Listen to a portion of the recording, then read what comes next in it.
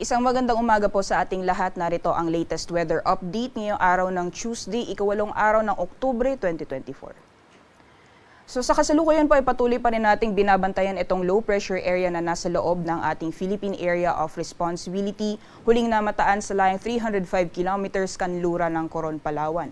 Ang nasabing low pressure area, kung makikita po natin dito sa ating latest sa satellite image, wala po siyang dalang mga kaulapan na posibleng magdulot ng buong araw na tuloy-tuloy ng mga pag-ulan sa anumang bahagi ng ating bansa at hindi din po natin inaasahan na ito ay magiging isang ganap na bagyo.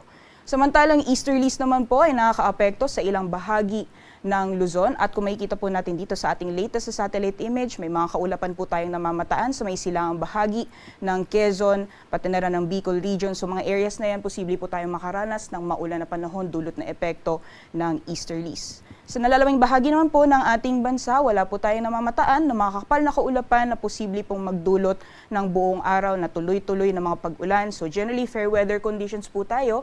Liban na lamang po yung mga posibilidad na mga biglaan o mga panandaliang buhos ng ulan dulot ng mga thunderstorms or isolated thunderstorms na mas madalas nararanasan sa hapon o sa gabi. Sa labas naman po ng ating Philippine Area of Responsibility ay patuloy pa rin po nating minomonitor itong tropical depression or bagyo na nasa labas ng mahigit nasa 2,600 kilometro east-northeast ng extreme northern Luzon. Sa ngayon po, itong tropical depression ay patuloy pa rin pong kumikilos papalayo ng ating bansa at hindi po natin inaasahan na papasok ito ng ating Philippine Area of Responsibility or makakaapekto sa anumang bahagi ng ating kapuluan sa mga susunod na araw.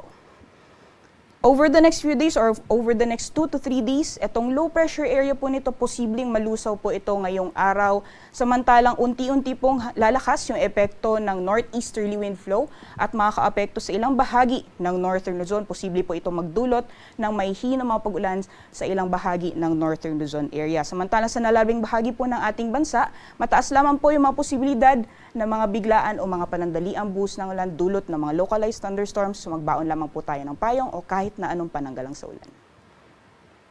So magiging lagay naman po ng panahon ngayong araw gaya po ng nabanggit natin at ayon sa ating latest sa satellite image, posible pong makaranas ng maulan na panahon sa areas po ng Quezon at Bicol region dulot na epekto ng easterlies. Pagdating po ng tanghali hanggang sa hapon, mataas po yung posibilidad na magiging maulap ang papawirin sa areas po ng Calabarzon, dyan po sa mga karatig na probinsya, pati rin po dito sa Metro Manila. Mataas po yung posibilidad na mas magiging madalas yung mga thunderstorms, lalong-lalo na pagdating ng tanghali hanggang sa gabi.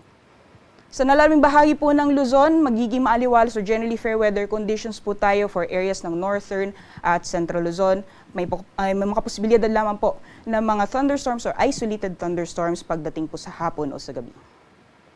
Temperature forecast naman po ngayong araw sa mga piling syudad dito sa Luzon for Lawag, pati na rin sa Tugigaraw. Maximum temperatures po natin aabot ng 33 degrees Celsius, 17 to 23 degrees Celsius para dito sa Baguio, 32 degrees Celsius maximum temperatures for Metro Manila, pati na rin dito sa Legazpi at agwat ng temperatura para sa Tagaytay ngayong araw maglalaro mula 23 hanggang 30 degrees Celsius.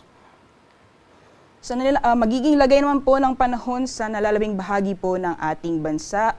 Generally, fair weather conditions pa rin po tayo. Magiging mainit ang panahon lalong-lalo na pagdating ng tanghali sa areas po ng Palawan, Visayas at Mindanao. May mga posibilidad lamang po ng mga localized thunderstorms pagdating naman sa hapon o sa gabi. Temperature forecast naman po natin, karamihan po ng mga syudad o mga piling syudad para sa Palawan, Visayas at Mindanao. Maximum temperatures po natin ay maglalaro mula 32 hanggang 33 degrees Celsius. Para sa kalagayan po ng ating karagatan, wala po tayong gale warning na nakataas sa anumang baybayin ng ating bansa. Malaya pong makakapalaot ang ating mga kababayan, lalong-lalo na yung may mga maliit na sakyang pandagat.